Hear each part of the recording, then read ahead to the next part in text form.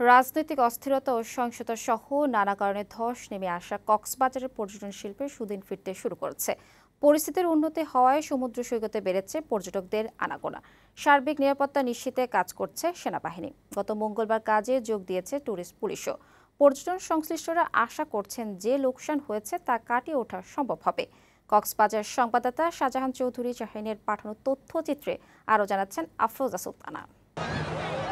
রাজনৈতিক অস্থিরতা দূর হওয়ায় প্রাণ ফিরে পেয়েছে কক্সবাজারের পর্যটন শিল্প। সৈকতের লাবণী, সুগন্ধা ও কলাতলি সহ কয়েকটি পয়েন্টের গত কয়েকদিনের দৃশ্য এটি। হোটেল মোটেল ব্যবসায় দীর্ঘ এক মাসের স্থবিরতার পর আবারও প্রাণ ফিরে পেয়েছে কক্সবাজার।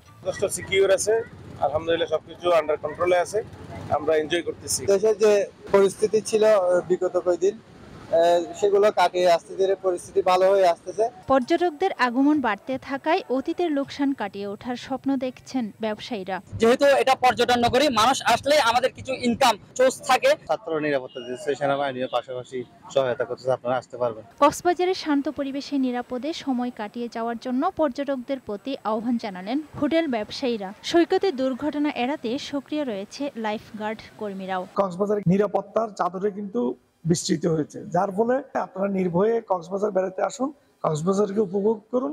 গত 5ই আগস্ট থেকে সৈকতে ট্যুরিস্ট পুলিশ না থাকায় নিরাপত্তা নিয়ে শঙ্কিত ছিলেন পর্যটকরা। তবে 12ই আগস্ট কাজে যোগ দিয়েছেন ট্যুরিস্ট পুলিশ সদস্যরা। যারা আসবেন তারা নিরাপদে থাকবেন। আমাদের পক্ষ থেকে যতটুকু সম্ভব আমাদের যে নিরাপত্তা সেবা যেটা দেওয়ার আমরা 100% আমরা প্রোভাইড করব। এক সপ্তাহ স্থানীয় থানায় পুলিশ না থাকলেও এখন স্বল্প পরিসরে কাজ শুরু করেছে থানাগুলো। নিরাপত্তা বাড়িয়ে পর্যটন শিল্পকে স্থিতিশীল অবস্থায় ফেরাতে কাজ করেছে সেনাবাহিনী। নিরাপত্তা তো আমরা নিশ্চিত করছি, একই সাথে আমরাও চাচ্ছি যেন পর্যটন শিল্পটা আবার আগের মতো চালু হয়ে যায়। এটার জন্য যা যা করণীয় দরকার আমরা সেনাবাহিনী করব।